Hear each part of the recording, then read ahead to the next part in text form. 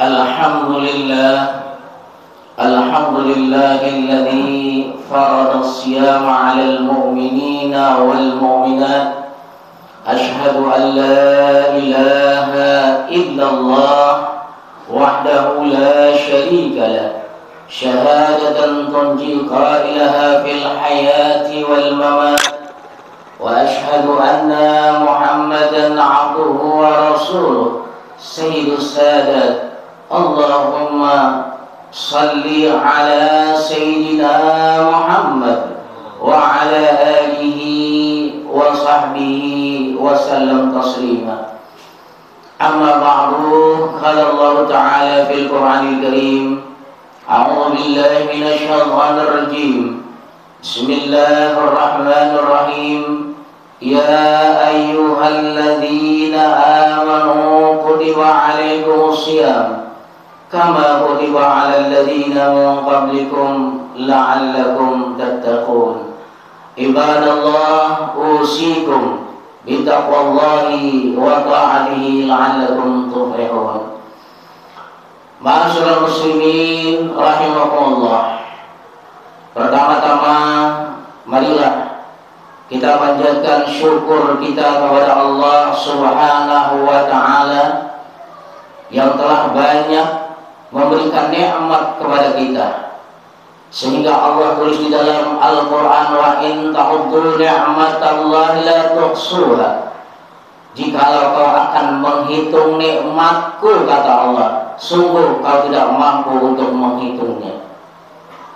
Salah satu nikmat Allah yang masih kita rasakan hari ini adalah nikmat panjang umur, di mana di tahun ini, di Ramadan ini, kita masih bisa bertemu untuk bersilaturahmi dalam rangka kita beribadah kepada Allah Subhanahu wa ta'ala, yaitu melaksanakan sholat Jumat berjamaah. Mudah-mudahan ibadah yang kita lakukan hari ini diterima oleh Allah Subhanahu wa ta'ala. Ma'asyiral muslimin rahimakumullah. Tak lupa juga kita ucapkan salawat dan salam kepada junjungan Nabi besar kita, Nabi Muhammad sallallahu alaihi wasallam, dengan cara kita banyak bersalawat kepada beliau. Harapan kita, mudah-mudahan di yaumil qiyamah nanti kita mendapatkan syafaat dari beliau. Amin ya rabbal alamin. Hadirin jamaah Jumat yang dirahmati Allah Subhanahu wa ta'ala, di muqaddimah tadi khatib telah membacakan surah Al-Baqarah ayat 183, di mana Allah perintahkan kita untuk melaksanakan ibadah puasa. Kalau kita perhatikan ayat tersebut, ada beberapa makna yang kita bisa ambil. Yang pertama adalah panggilan untuk orang-orang yang beriman. Allah wajibkan kepada orang-orang yang beriman untuk melaksanakan ibadah puasa.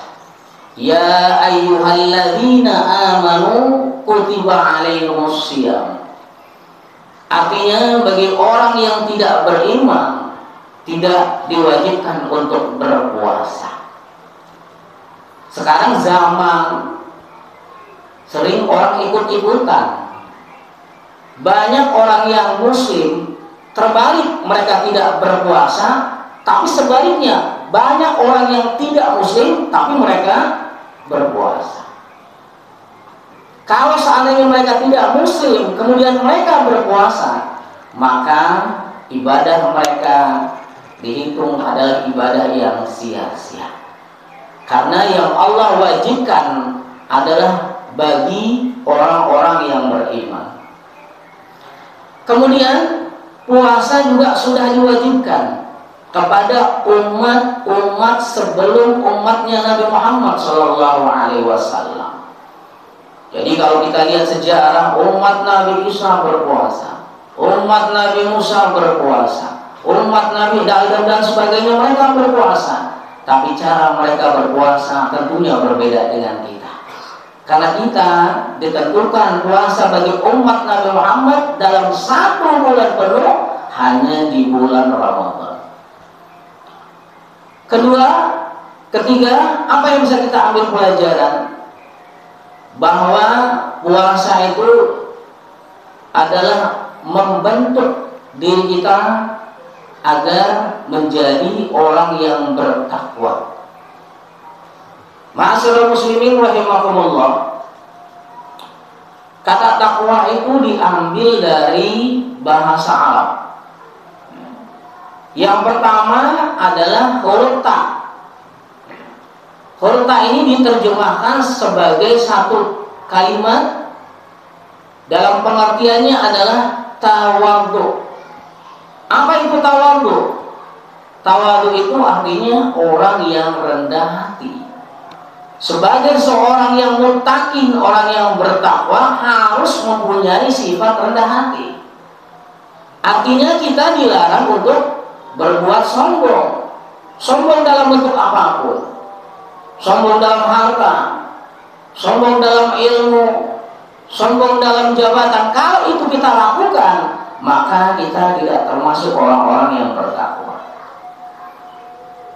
Kemudian huruf yang kedua adalah huruf qaf. Diartikan dengan kata qanaah. Apa itu qanaah? Qanaah itu artinya orang yang menerima segala pemberian Allah. Kadang kita dalam kehidupan kurang menerima apa pemberian Allah, sehingga kita kurang bersyukur, selalu merasa kurang dalam kehidupan. Bahkan yang kaya saja, yang hartanya sudah berlimpah, kehidupan mereka kadang-kadang masih keluh kesah, tidak mendapatkan kebahagiaan dalam dirinya. Apalagi orang yang tidak punya harta. Karena itu orang yang bertakwa harus punya tuh yang namanya prinsip qanaah. Artinya apa? Dia terima apa yang Allah berikan. Dia syukuri apa yang Allah berikan. La in syakartum la azidannakum. Kalau kita bersyukur, insya Allah nikmat selalu akan bertambah untuk kita. Tapi sebaliknya kalau kita kufur, maka azab Allah akan pedih untuk kita terima nanti. Jadi orang bertakwa yang kedua adalah harus punya sifat qanaah. Kemudian yang ketiga adalah huruf waw. Huruf waw itu diartikan orang yang mempunyai sifat wara. Apa itu wara? Wara itu artinya menjaga diri dari yang subhat, apalagi yang haram. Sekarang ini kita bingung nih, bedaan yang subhat saja yang kita bingung mungkin. Yang haram pasti jelas, karena Allah bilang halalun bayyin wa haramun bayyin. Tapi yang subhat yang kita kadang-kadang nggak ngerti, kita nggak tahu. Apalagi sekarang produk makanan jenisnya itu dari jenis-jenis yang kita nggak pahami sebelumnya. Kalau kita lihat di supermarket itu banyak makanan juga nggak tahu produknya dari mana itu. Kadang ada yang tertulis halal tapi masih didebatkan. Apalagi yang tidak tertulis dengan kata halal. Karena itu orang-orang yang bertakwa menjaga hal seperti itu. Dia tidak akan mau menghindari, artinya tidak mau untuk dia menggunakan hal-hal yang haram, termasuk hal-hal yang subhat. Karena sesuatu yang subhat pasti akan mendekati sesuatu yang haram. Indikasinya apa? Kalau kita selalu melakukan atau memakan, masuk ke dalam tubuh kita sesuatu yang haram, mungkin sesuatu yang subhat, itu akan membekas dalam diri kita, membuat diri kita itu malas untuk beribadah. Jadi sekarang nih, kalau seandainya ada yang belum baca Al-Quran, ada yang belum atau malas bertarawih, jangan bilang, ya saya begini dan saya begini. mungkin Al-Qur'annya yang tidak mau kita sentuh. Kenapa? Karena dalam diri kita ada hal-hal yang tidak baik. Sehingga sesuatu yang bawa kebaikan, sesuatu yang membawa kebaikan berat untuk kita lakukan. 2 rakaat malam, kita bisa bangun tengah malam, walaupun hanya 2 rakaat itu berat kita lakukan. Bagi siapa? Bagi orang yang pertama mungkin karena tak terbiasa, yang kedua mungkin bisa dengan hal-hal yang seperti yang tadi saya sebutkan. Tapi kalau itu kita sering lakukan, seandainya kita tinggalkan 1 kali saja, itu kita merasa berhutang. Kita terbiasa sholat malam 1 hari kita tinggalkan, Masya Allah, kita merasa rugi dalam kehidupan kita. Karena memang Allah ciptakan hidup kita bukan untuk bersenang-senang, bukan untuk berfoya-foya. Allah ciptakan hidup kita adalah untuk beribadah kepada Allah Subhanahu wa Ta'ala. Wa ma khalaqtul jinna wal insa illa liya'budun. Kita ke masjid nih masuk, beda dengan masuk ke rumah. Masuk ke masjid itu ada doanya, keluar masjid ada juga doanya. Kita duduk nih, bukan sekedar duduk. Kita duduk, kita niat untuk iktikaf, itu ibadah. Jadi bukan ibadah hanya sholat, puasa, enggak. Banyak ibadah yang lain yang kita bisa lakukan. Memang kita diciptakan untuk beribadah kepada Allah Subhanahu wa Ta'ala. Kemudian yang keempat adalah ruqyah, yang artinya kita harus yakin. Yakin dengan apa? Yakin dengan janji dan ancaman Allah. Kita tahu bahwa Allah janji, seandainya kita melakukan kebaikan, amal soleh, Allah akan tempatkan di tempat yang sebaik-baiknya, bahkan surga yang seindah-indahnya. Kita sering baca, mungkin kita sudah hafal, ketika selesai muazzin mengumandangkan azannya, kita baca doa, innaka la tukhliful mi'ad. Allah nggak pernah menyalahi janjinya. Wa may ya'mal misqala dzarratin khairan yarah wa may ya'mal misqala dzarratin syarran yarah. Sekecil apapun kebaikan kita akan dibalas. Begitu juga keburukan kita, sekecil apapun akan dibalas. Apalagi di bulan Ramadan, bulan yang baik ini. Insyaallah kalau kita dengar mutiara Ramadan banyak di televisi, mungkin di mimbar khatib dan sebagainya, bagaimana pahala di bulan Ramadan seandainya kita akan kebaikan. 1 bisa dibalas dengan berlipat ganda, dari 70 sampai tidak terhitung balasannya. Bahkan yang sunnah bisa dibalas dengan sesuatu yang wajib. Cuma sayang nih, kita melakukan yang sunnah-sunnah kadang-kadang mikir gitu, kenapa nggak mau banyak-banyak? Memang benar nggak ada yang salah. Kalau kita lakukan sholat tarawih 8 atau 20 nggak ada yang salah. Tapi alangkah baiknya kalau kita akan lebih banyak lagi kita lakukan. Kenapa? Karena bulan Ramadan adalah bulan tempat ibadah. Jangan pilih sholat yang lebih sedikit, jangan pilih sholat yang lebih cepat di mana langgar musola atau masjid yang lebih cepat melakukannya. Justru kita lebih lama melakukan ibadah di masjid, itu akan pahalanya lebih banyak untuk kita. Itulah kadang-kadang kita malas untuk melakukan itu. Kenapa? Kemungkinan ada dosa yang ada di hati kita.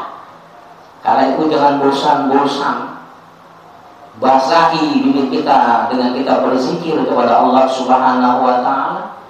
Jangan bosan-bosan kita berselawat kepada Nabi kita, Nabi Muhammad Sallallahu Alaihi Wasallam, dengan harapan mudah-mudahan Allah mudahkan kita untuk beribadah. Allahumma a'inna ala dzikrika wa syukrika wa husni ibadati. Itu yang kita minta doa kita. Kita minta dibantu untuk selalu kita ingat kepada Allah. Kalau Allah nggak bantu, kita nggak akan ingat kepada Allah. Kita minta bantu akan menjadi orang-orang yang bersyukur kepada Allah. Kalau nggak dibantu, kita nggak akan menjadi orang yang bersyukur kepada Allah. Ketika dikasih nikmat, kita bilang alhamdulillah dengan lisan. Tapi perbuatan apa yang dilakukan? Lakukanlah sesuatu yang Allah ridhoi. Itu tandanya kita syukur kepada Allah dalam bentuk perbuatan. Dan sebagainya dan sebagainya. Artinya apa? dalam kehidupan kita perlu yang namanya sifat takwa, sifat takut kepada Allah Subhanahu wa Ta'ala. Bahkan ulama mengatakan bahwa definisi takwa adalah melaksanakan perintah-perintah Allah dan menjauhkan larangan-larangan Allah. Mudah-mudahan itu semua bisa kita laksanakan dalam kehidupan kita sehari-hari. Masyaallah muslimin rahimakumullah. Ada dalam surah Al-Imran Allah berfirman, "Wasyari'u ila maghfiratin min rabbikum wa jannatin 'arduha as-samawati wal ard uiddat lil muttaqin." Kita tadi bicara tentang orang yang bertakwa. Di dalam Al-Quran surah Al-Imran Allah gambarkan bagaimana itu orang yang bertakwa. Yang pertama adalah alladzina yunfikuna fisyarra wa dharra. Orang yang suka dermain hartanya. Orang yang gampang kalau kita minta sedekah kepada dia, dia langsung kasih tanpa berpikir. Fisyarra wa dharra. Dalam keadaan senang, dalam keadaan susah. Kadang orang bersedekah maunya dalam keadaan senang. Kaya dia mau sedekah, miskin dia nggak mau sedekah. Atau sebaliknya, ada orang yang bersedekah ketika dia susah. Kenapa? Karena dia anggap bahwa sedekah itu akan membawa rezeki lagi buat dia. Memang benar. Sedekah itu pahalanya, balasannya Allah kasih yang luar biasa. Di antaranya bentuk sedekah Allah bisa panjangkan umur kita.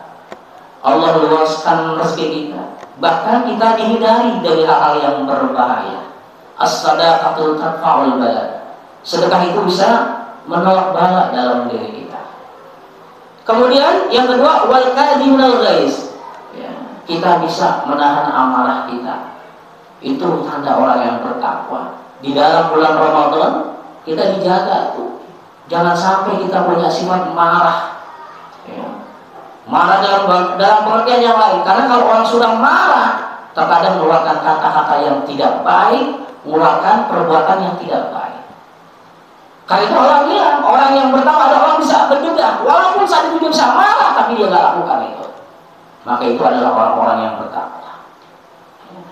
Kemudian yang terakhir, wal afina 'anil nas, jadilah orang yang pemaaf. Ya. Karena orang pemaaf lebih sulit dibandingkan orang yang minta maaf. Kalau kita bilang minta maaf, belum tentu orang itu memberi maaf. Kalau orang mau memberi maaf, berarti salah satu tanda dari orang-orang yang bertakwa.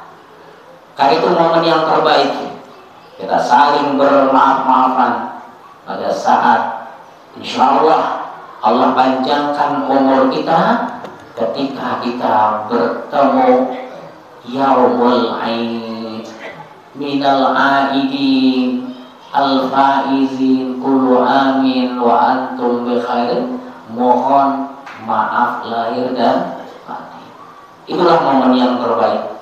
Kalau itu kita lakukan semuanya, insya Allah kita dijadikan oleh Allah Subhanahu wa Ta'ala menjadi hamba-hamba yang bertakwa. Tidak ada balasan yang terbaik bagi orang-orang yang bertakwa kecuali Allah berikan mereka surga. Dan seandainya pun mereka wafat, Allah wafatkan kita semua dalam keadaan husnul khatimah. Amin ya rabbal alamin. Barakallahu wa lakum fil Qur'anil azim wa nafa'ani wa iyyakum bima fihi minal ayati wa dzikril hakim wa taqabbal minni wa minkum tilawatahu innahu was-sami'ul alim. Aqulu qawli hadza wa astaghfirullah wa lakum wa lisairil mu'minina wal mu'minat min kulli dhanbin fastaghfiruhu innahu huwal ghafurur rahim.